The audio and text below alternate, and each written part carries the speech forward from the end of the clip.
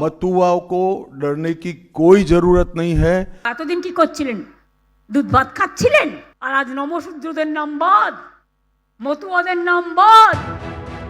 SIR আবহে রাজ্যে এসে ফের মতুয়াদের আশ্বাস দিলেন অমিত শাহ। 2025-এর শেষ লগ্নে এবং 26-এর বিধানসভা ভোটের আগে মতুয়াদের নিয়ে রাজনীতি এক নতুন মাত্রা পেল মঙ্গলবার। বর্তমানে রাজ্যে এসআইআর এর শুনানির লাইনে দাঁড়াতে হচ্ছে মতুয়াদের একটা বড় অংশকে, কারণ সিএতে আবেদন করলেও তাদের বেশিরভাগই এখনো নাগরিকত্বের শংসাপত্র পাননি। ভোট দিতে পারবো কি না পারবো এটাই আমাদের সন্দেহজনক। সার্টিফিকেটটা পাইলে আমাদের খুব সুবিধা হইতো। আমাদের হিয়ারিংয়ে ডাকছে, আমাদের হিয়ারিংয়ে দেখাতে পারতাম। আবার মতুয়াদের মধ্যে এমন অনেকেই রয়েছেন যারা এখনো সিএতে আবেদনই করেননি। বলছে যে সিএতে অ্যাপ্লাই করে নাগরিকত্ব তারা পাবে, তারা যে পাবে নাগরিকত্বটা, কিন্তু আমরা তো দেখতে পাচ্ছি না যে তারা পেয়েছে।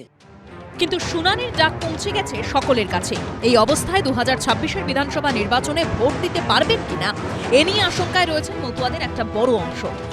এই আবহে গত 20 ডিসেম্বর মতুয়া অধ্যুষিত রানাঘাটের সভায় অডিও বার্তায় নরেন্দ্র মোদীর মুখে হরিচাঁদ ঠাকুর থেকে বড়মার কথা শোনা গেলেও মতুয়াদের প্রশ্নের উত্তর মেলেনি।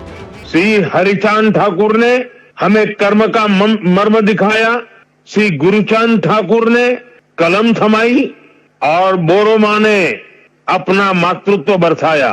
इन सभी महान संतानों को भी मैं नमन करता हूं। পরে এক্স হ্যান্ডেলে প্রধানমন্ত্রী লেখেন, আমি প্রত্যেক মতুয়া ও নমশূদ্র পরিবারকে প্রতিশ্রুতি দিচ্ছি যে আমরা সর্বদা তাঁদের পাশে থাকব। তারা তৃণমূল কংগ্রেসের দয়ের উপর নির্ভরশীল নয়। আমাদের সরকার যে সিএএ এনেছে তাতে মতুয়াদের সসম্মানে ভারতে বসবাসের অধিকার দেওয়া হয়েছে। পশ্চিমবঙ্গে বিজেপি সরকার শপথ নেওয়ার পর মতুয়া ও নমশূদ্র সম্প্রদায়ের জন্য আরো অনেক কিছু করবে। মোদির পর এবার সেই প্রতিশ্রুতি শোনা গেল অমিত শাহের গলায়। मতুआओं को डरने की कोई जरूरत नहीं है। ये भारतीय जनता पार्टी का वादा है। जो शरणार्थी बंगाल में आए हैं वो भारत के नागरिक है, इनका कोई नुकसान नहीं कर सकता, ममता बनर्जी भी नहीं कर सकती। মতুয়াদের যেভাবে ওই নাগরিকত্ব দেখিয়ে আপনারা গাজর দেখিয়েছেন, মতুয়াদের প্রতিনিধি ভারতীয় জনতা পার্টির লোকসভার সাংসদ এবং বিধায়করা বলছে যদি মতুয়ার নাম বাদ যাবে। এ আবার তৃণমূল বলছে না, বিজেপির লোকেরাই বলছে। বিজেপি তৃণমূল দুপক্ষই বলছে মতুয়াদের পাশে তারা আছে, কিন্তু মতুয়াদের একাংশ প্রশ্ন তুলছেন শুনানিতে তাদের কি হবে? তারা কি আদৌ 26-এ ভোট দিতে পারবেন? মতুয়াদের দাবি ছিল যে আমাদের নিঃশর্ত নাগরিকত্ব দিতে হবে, সেটা সরেছে এখন সিএ এর মাধ্যমে আসছে। সিএ এর মাধ্যমে আসলে প্রথমে বলতে হচ্ছে আমরা উদ্বাস্ত।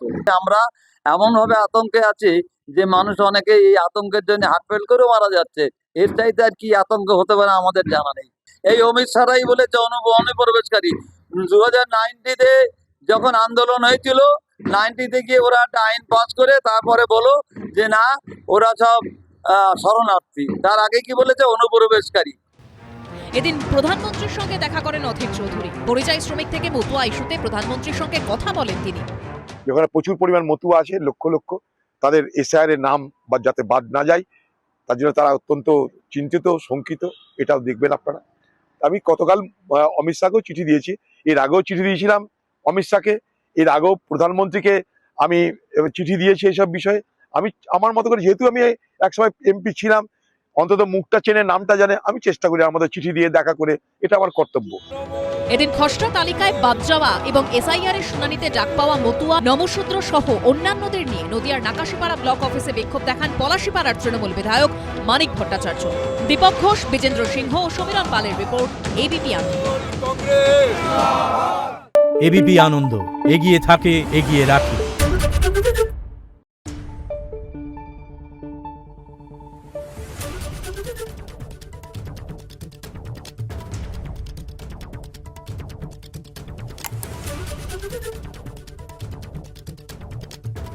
Thank you.